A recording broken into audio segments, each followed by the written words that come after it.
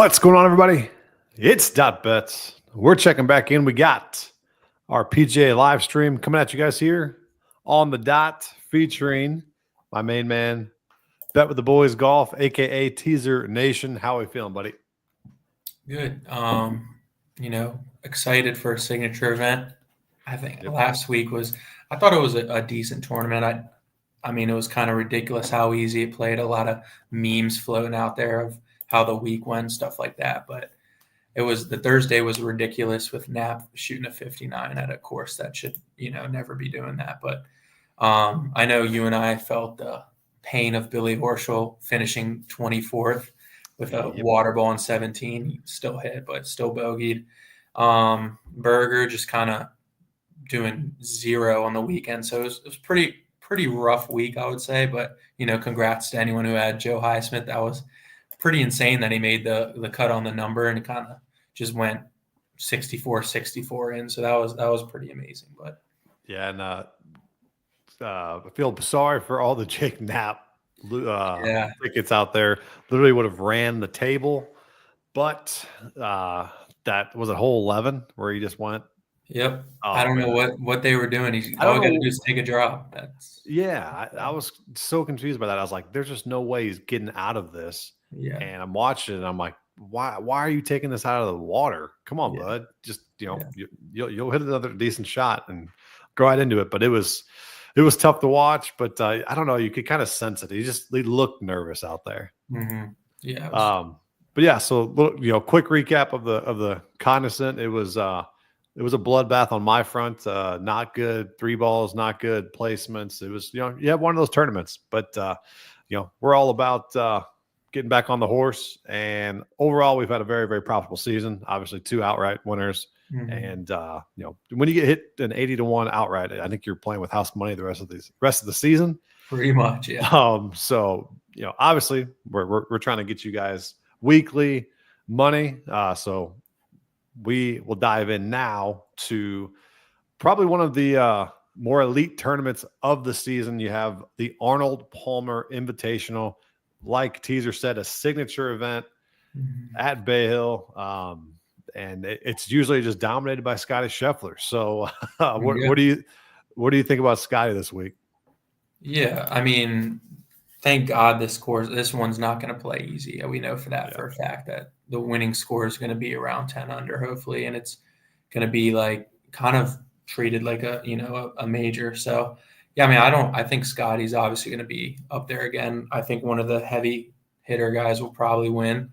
That's why I probably might take a single bullet or 2 guys this week. I think it's going to be one of the favorites. Obviously Rory playing well, and he is fit for this course. So I mean, just a little in depth. Obviously, a lot of people know about Bay Hill. Arnold Palmer has the highest percentage of penalty strokes. I think on the PGA Tour, a lot of water hazards.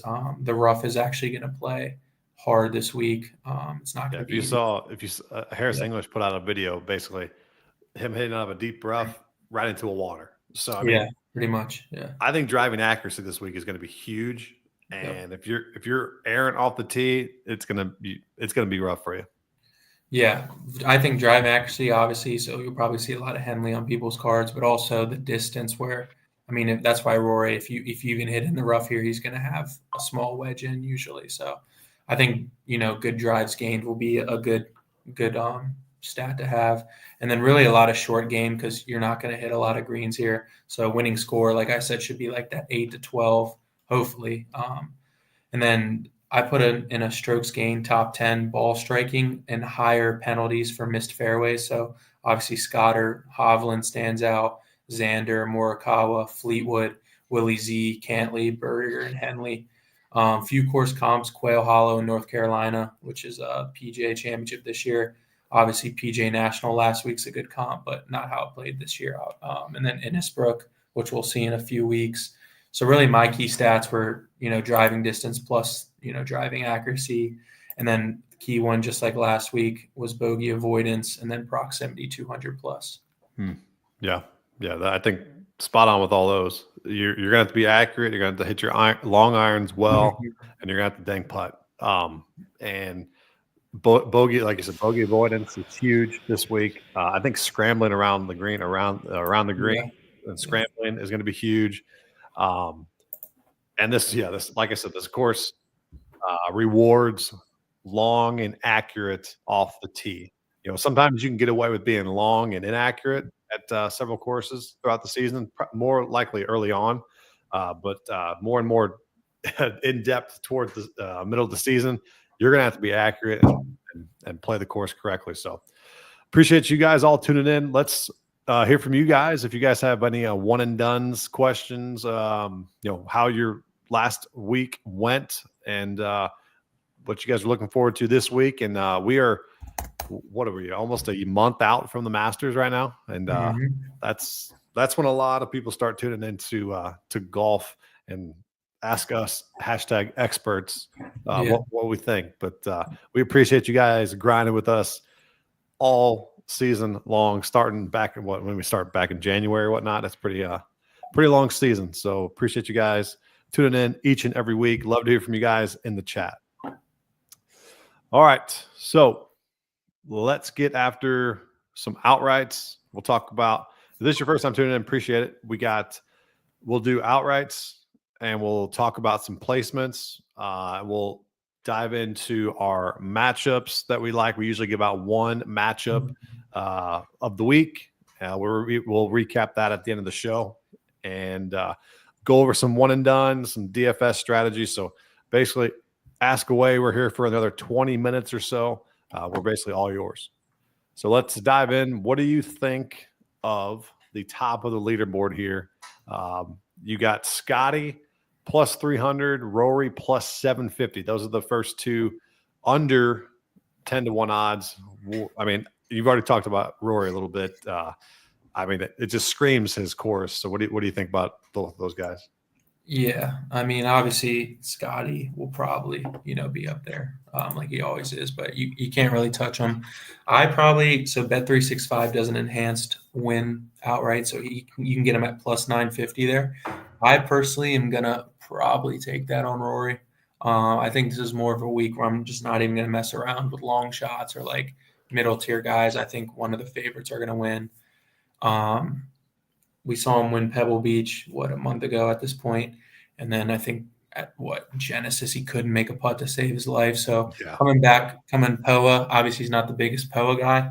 Coming back to Bermuda where he feels comfortable. Obviously he lives in Jupiter, so he's comfortable with that. If you look at the last 12 rounds, I mean, he's going to be ball striking and everything. 10 appearances here. He's never missed the outside the top 30, even when it was like, a bigger field. If you type Arnold. So, I mean, that's ridiculous. Yeah. I mean, it's just pretty much top 10s after top 10s. Had a struggle, I guess, last year in a signature event. I guess the approach wasn't great. But yeah, I mean, I think he's feeling good about his game right now. We know he's kind of once he rides a wave and he gets a couple wins, he can just keep riding it out all year. So I think obviously the course fits him. The driving distance is going to play a factor this week. And, it's more of a grinded out course. So. Yeah, it's probably where I'm going to start the card at. But. Yeah, and you really can't go wrong with Scotty. If someone wants to take him 3-1, that might be the best number out there. Yeah. I mean, he's first in strokes gained total, strokes gains tee off the green, strokes gained approach. I mean, literally everything that you really want at this course. Obviously, that's we don't need to tell you guys twice that Scotty Scheffler is pretty damn good at golf.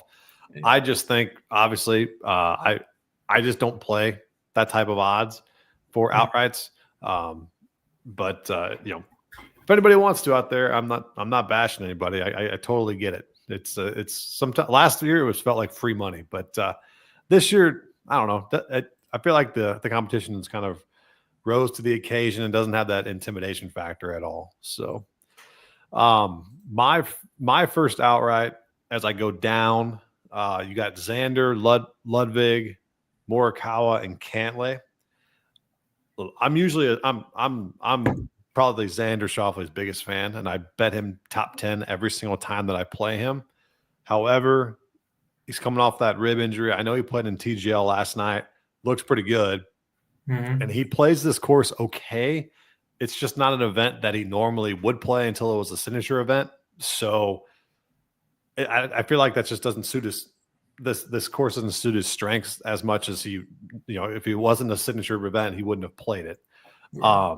But I think he's got like a T24, T36, and I think a 25th place as well here. But it's just a pretty good reason for me to fade him, all in all, and he won't be on any of my cards. I'll be pleasantly surprised if he plays well and maybe catch something live, but you just never know. I mean, my first one, I've already cashed an outright with him this year, but he's my robot. And Ludwig Oberg, I think I finally said his name right. But at 16-1, I think is still the best value underneath Scotty.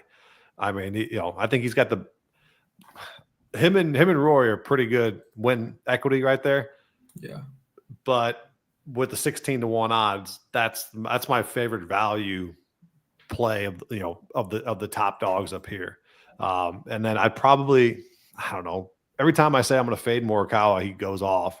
And then every time I play Morikawa, he does shit. So yeah, it's tough with him. And then with Cantlay, I mean, I really like him in this tournament. So it's going to be tough for me not to get there with Cantlay. I just don't know if I'm going to lay the 25-1. Yeah. I might just do top 10, maybe like a top 10. Yeah, that's what I was thinking too. That top 20, even at minus 120, is not terrible either. I know it's minus and it includes the ties, but he's gonna be up there. He's all the stats that you need to be good at. He's top 10, top 15 of it. I mean, he's gonna be up there. It's a signature event. He plays well. So I don't mind that. My favorite two out of those are Ludwig and Cantlay. You got anybody in that group? Yeah, I think so. Probably the second guy I'm probably taking this week out of just two is probably JT. I know that might be a fade for you, but it's probably just a donation. It always is. But the thing that worries me with JT is off the tee. If he's so bad off the tee, like he can be, he's going to get ate alive. But if he figures it out, I mean, he's got a chance to win this whole damn thing. So I get it. I definitely get it. It's just because it's tough because the strokes gained total was last. But like, look at all those rounds. Like he's always struggled off the tee, Yeah, it does suck, but it's like I'm not bashing your player or anything like that. That's my only concern with JT. No, you can bash it. He's not winning. It's like I just don't. Thursday, Friday looks amazing. That T9 and T6, like he is decent. Like off the tee, he's gained a little bit here, but yeah, I mean you're right. That's what he's bad at, but he has. But I mean, just these stats right here, he has played better. Here than normal. And he's also a grinder, so it's more like if he does miss that, I like him around the greens to get up and down. So that's another factor to JT. He does grind until it's a Sunday, but and he also is the same candidate kind of as Xander, where 2015 he played, but then again he hasn't played until it was a signature event when big time money was involved. So obviously they were skipping this event, maybe because it didn't suit their best attributes. So. Yeah. Just something to think about as you're filling out cards and stuff like that and DFS lineups. But I don't have a problem with JT. Obviously, he's one of the best golfers in the world. My only concern is just him off the tee. If he figures that out, like obviously he can do, he should be in the mix. But that's my only downfall on him. Yeah, it really is because it's like strokes gained total is last 8, 12, 24. He's top 5 this year. So it's like you have that. You have the strokes gain approach. We all know Florida swing top 10, third in bogey avoidance. So everything else checks out. It's just a matter of that. So we'll see. But right, and he still has pretty good win equity. He still's got pretty good. Yeah, for sure. But it's just it's gonna be tough. But as we go down the leaderboard here. You got Hideki, Fleetwood. I don't even want to say this guy's name anymore. Sungjae Im. I'm done with him. I've officially retired him. He's gone. I don't care if he wins 15 matches in a row. He's just cost me so much coin this year that I'm done. I am officially done with him. And then we got Henley and Zalatoris. I think out of this group, I like Fleetwood and Henley the most. What do you think here? I mean, this is the group where it's literally the loser group. We got Sung Jae doesn't win. We got Fleetwood. They literally throw like who wants to take third? I'm sorry, I'm never taking a 31 on Tommy to Fleetwood. Right. Like I almost said Tommy DeVito. I said to Fleetwood, Tommy Fleetwood, but I'm not ever taking that at this point. Sung Jae, like you said, I'm not going to take a 40. I mean, I love Russell Henley, but like I don't even think I can do a 40 on him. We saw him last week. Like I don't even know how he doesn't win tournaments. Like if you watch him Sunday, like he's great, and then I'll just make a random bogey. So it's like he can't win. And then Zalatoris, I love him too, but we don't know where his game at really. I mean, he was sick for a couple weeks here, coming back from the back surgery. Probably wouldn't, maybe like a top 10 on him. Always a good, grinder course where he can kind of use his abilities to get around it. But and then once again, Shane Lowry at 45 doesn't entice me, but maybe a top 10 I wouldn't mind. So yeah, I like you said, probably the best one out of this would probably be I think Henley. And I like Fleetwood, but I'm not taking 30-1 like you said. Willie Z just hasn't shown me much this year to say, let me throw a 45-1 number on him. Lowry 45-1 is intriguing. He's been playing solid golf, but like last week, he was there, but he was never there. Like Lowry? Yeah. Oh yeah, no, he was never. Obviously because of the wave advantage on Thursday, just basically took everybody that went off in the afternoon. It didn't matter. Yep. But you had but he's solid. Like he's still solid. He's just not elite enough to get that W. So I'm okay with like taking, top 20s with these guys.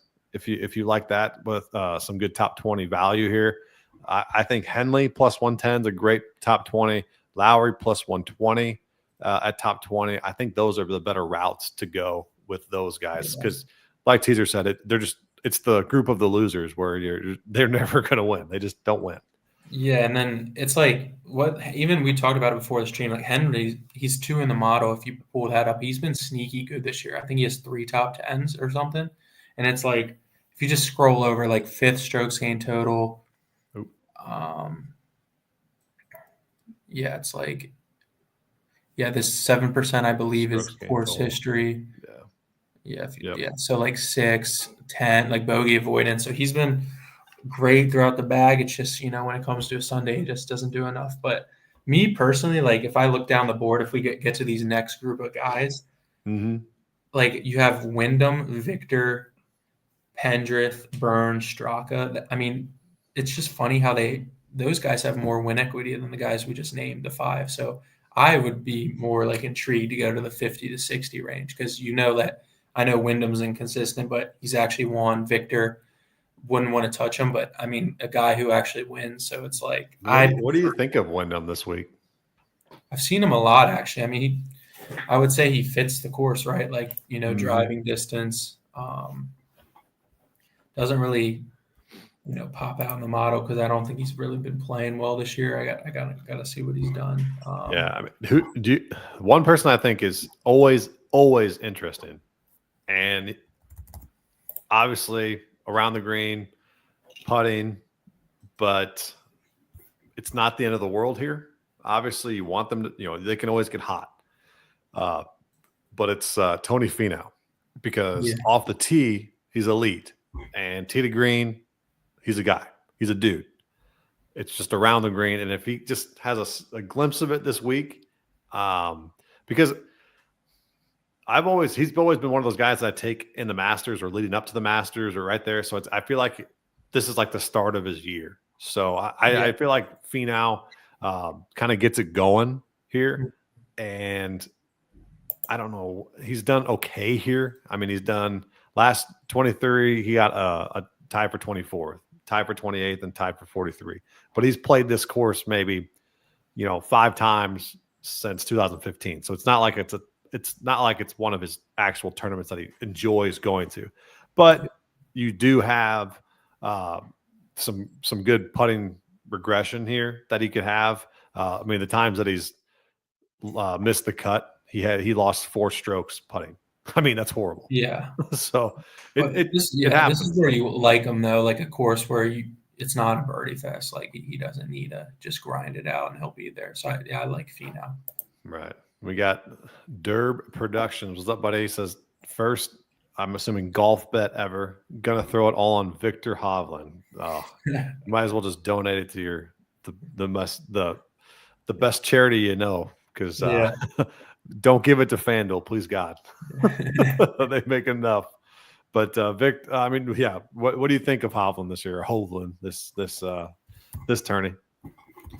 I think I was on him at Genesis. I don't think he played well, but yeah, I mean, it's actually 19th in the model, so it's really not that bad. I gotta see what he's done here. He's coming off a cut, or actually missed the cut at the Genesis. That's right, 22nd. So really no form. I generally don't know where this guy's game's at. He has a T2 and a T10 here. Yeah, that's also when he was like playing well and didn't want to switch up his swing, but has played here 6 straight years. I mean that. Yeah. It's very hard to back that guy right now. That's all I'll say. It's tough. I think it's more mental stuff with Hovland for sure. So I mean, like I said, anytime you bet Victor, you're basically you're just going to be on an emotional roller coaster for sure. Yeah, definitely emotional roller coaster. So all right, let's go down the leaderboard some more. Pendrith, Burns, Straka, Fitzpatrick, Berger. What do you think of anybody there in that front? You were on Sepp last week. What do you think about him this week? Yeah, probably isn't really a course I like Sepp at, but I mean he's been playing like he got a T11 last week for me, so that was fine. But yeah, he's probably been one of the hottest golfers all year, obviously with a win and a few, I believe, top 20s. So I think I would like him most at the group. I do like Fitzpatrick here just because of the grinder mentality, but I think 55 is a little too steep for him with not really much form. With Fitzpatrick, yeah, it's a little tough to take that. Personally, I know he's a little bit down, but I wanted to mention him now. I don't think he's been playing well this year so far, but Sahith Theegala at 80-1. I think that's kind of an insane number on a guy who, the one thing is off the tee that has been the struggle, but like he's had 2 top 10 here the past 2 years, a 6 and a 14, so 2 top 15s. Just another guy who, if he's out of position, we can see him get up and down. One of the best short games on tour. Another kind of grinder. So I do think he fits this course. I think he's going to pop up on the leaderboard in 80-1. I think that's a pretty decent number on him. So top 20 is 2-1 as well. So you jumped the gun on that one. God dang it. Yeah. So in that group for me, I mean, I no one moves the needle. So I'm going to go to this next group that I really, really like. You got Tom Kim, Corey Connors, Siwoo Kim, Michael Kim, and Jason Day. Out of that group, I like Connors and Michael Kim. If you've tuned in any time throughout this, I don't know, 3 or 4 year journey, I'm either, if I'm on Xander, or Xander or Corey Connors, I usually play them simultaneously because it's like a no-brainer, ball striking clinic. You got to be on them. So I don't know if I'm truly on Corey Connors yet because I gotta really see how he's been doing. Read up some more on some interviews that he's been putting together, but I'm leaning Corey Connors here because it is a ball striking event, and you really, really want to keen in on those guys there. But the other one is Michael Kim. You have basically tee to green. It's been him and Brian Campbell that are very, very good the last several tournaments. I mean, almost gaining close to 2 strokes tee to green last couple tournaments. So you really, really like it. And it was kind of before the stream happened. We said, when is it going to end for Michael Kim? Yeah, he's been insane. That's my only reservation here. Is like, man, do I really want to take him 65-1? I don't think he's got a chance to win it in this heavy of an event. Mm-hmm. So I mean that it's just you look at the numbers, you're like, okay, Michael Kim should be up there, but when you have all these big time talents, he's been in there with lesser talented fields. So 65-1 probably will stay off him, but maybe something that I take a top 20 on, a little flyer. And then that group going down a little bit more, some more. You got Griffin, Rye, McCarthy, which absolutely was terrible last weekend. Batia and Adam Scott. What do you like anybody there? Definitely not Ben Griffin. I think he's at this type of course, definitely not. We literally called him a douchebag last stream, and he went ahead and said, "Yeah, I'm still going to be top 5. It doesn't matter." Yeah, he's been on the leaderboard literally every week he's played. I think he's played 8 weeks in a row. Pretty wild. Yeah, Aaron Rye is always a good one at a ball striking event. Like proximity 200 plus. Maybe obviously not to win, but like a sleeper top 20 or top 10. I don't know about Batia, Adam Scott. Another good, ball striker that I don't mind a placement on. And then really, once you get past that, is kind of just picking at straws here. Like if we go for a long, who would be your favorite long shot? And just before we go into that, it's actually insane. There's Joe Highsmith and Max Homa are the same odds to win a golf tournament. 120. Man, if you said that a couple of years ago, I'd be like, what? What are you? That's insane.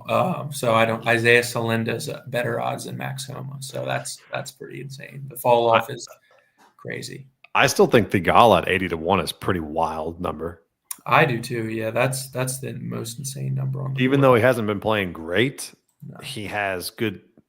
I think he's been very, very good here, leading up into this part of the season, and I think his game fits it pretty well. So that's a good one here. Let's see. I think JJ Spawn at 75-1 is pretty ideal. He's probably the best long iron player on tour right now. And if we're talking about a long iron event like we are here, one thing, it's just his around the green is always tragic. But if you can, let me pull his stuff up real quick. On the model, let's just bring him up really, really quick. So Spawn. So strokes gained off the tee, strokes gained total, top 10. I mean, it's just around the green where he just struggles. What do you have a top 5 last week? I think, right? He had a good round. Yeah, he was good last week for sure. Spawn's that guy. He's just like he pops up on leaderboards, but it's like he's so inconsistent. It's like you never know what Spawn you're gonna get. Yeah, so he was second last week. I didn't even know that. Yeah, he got like a backdoor second. And then what's he done? Yeah, cut. I mean, not the greatest, obviously, but nice little recent form. But I mean, like I said, 75-1, not obviously not something you're going to put a lot of money on there. Right. And then I can't believe Patrick Rogers is 90-1 with how the way he's playing. Yeah. But obviously I'm never going to ever bet him. What do you think about Harris English? I mean, I've already hit him 110-1 this year. I'm content with it, but it's like it's a tough golf course. They keep throwing him out there. It's kind of disrespectful. He's 120 this week. I know it's a signature event. I don't think he's going to win, but like, I would sprinkle that. I always sprinkle his top 10 at 8-1 as well. Like, yep. I mean, it's Harris English. Like this is like what he's good at, the grinder courses we've seen. So yeah, I don't. He probably would be like my favorite top 10 in that group. And then after that, I wouldn't touch anyone. So yeah, it's but I still think Spawn and Theegala are probably the two best long shots there. Yeah. I've seen a lot of people on that pot geeter. Yep. But you will see me fade him. I will not be on him this week at all. Yeah, it's like when someone plays well, everyone gets on him. It's like, oh, this is a course where I need to drive it. Let's go to pot geeter. So I'm sure we'll see that 4 more times this year. Yeah. But all right, so let's finish up the show here. We got our matchups, our tournament matchups. Last week, I had Mitchell over Kitayama, got back to even for the show. That was a sweat-free. Brandon's not in the chat, but shout out Brandon for just being the biggest Kitayama lover out there. And hope he's he awful was now. yeah. I mean, brutal play, playing right now for Kitayama. So good fade there. And then we had Teaser just get absolutely shelled here on the 17th hole with Horschel. He had Horschel beating Rogers basically the entire time, and Rogers sneaks in with the last hole, moves him to 4-2 for the show. So let's get into your first your matchup of the tournament. What do you got? Let me see. Just want to make sure I'm on. If you have yours ready, you can go. But let me see. So I'm looking at one. We're doing it on Bet365. If anyone wants to, tail these. Yeah, because DraftKings and FanDuel just I don't know what they're doing. They're asleep at the wheel right now. I'm not sure. So this is going to be another. Obviously, the fade of the 8 weeks in a row didn't work out last week. Should have, but I might go back to kind of that same narrative. Jesus, I looked at Ben Griffin's. He has a T14 here. I don't even know how that's possible. I mean, this is ridiculous. Strokes gained approach, he lost that week. So if we're going through these, I got to go with this one just because of the course fit. I think is a little better. I'm going to go Pendrith, and it's an underdog, so that's why I'm going to try to get one. Okay, here. All so right. Pendrith plus 100 over Ben Griffin. Ooh. He is. There you go. That's actually sorry. Wait, hold up. I read that backwards. It's actually Pendrith minus 140. So maybe I'm gonna not do that. Hey, just gotta fade Ben Griffin. Fade him. Yeah. Do you have yours ready? I might have to. Yeah. Mine's gonna be sweat free again. All right. What do you got? I got Cantlay over Fleetwood. No doubt about it. No doubt about it. I'm not even like thinking twice over it. I like that one. Yeah. Until Fleetwood wins the whole fucking thing, pissing me off. That would be That'd be wild. There. But Cantlay, I think he's the most solid. Besides, obviously, you got Scotty, Rory, and Ludwig, and then I think that comes Cantlay in my book this week. I'll go Pendrith over Griffin. Why not? We're not. Who is it? You want to do Pendrith over? I think I'm going to do it. Yeah, the other one I was looking at was Henley over McNeely, but he is playing some good golf right now, McNeely. So man, McNeely took me by surprise whenever he had like that 7 straight birdies a couple tournaments ago. That just made me mad. Yeah, he's not very good in Florida, I don't think. So it's like, he hasn't done well here either. But, I'm going to go Pendrith, ride that one out, see how that goes. All right, so we got our tournament matchup set. And as always, we'll have our full cards available tomorrow evening as we digest basically the weather, ownership, all types of stuff out there that we will need to finalize. And if you guys have any other additional questions, make sure you leave a comment below or join our respective Discords, aka the Sharp Bros Discord. You can always get in with a discount. Let me know.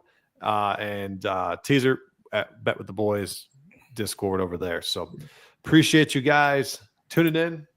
Let's continue to cash throughout the PGA season. And this is a fun stretch here as we move towards the Masters, basically a month away. So it's exciting stuff. So let's get up out of here. Appreciate you guys tuning in. We'll see you guys next week.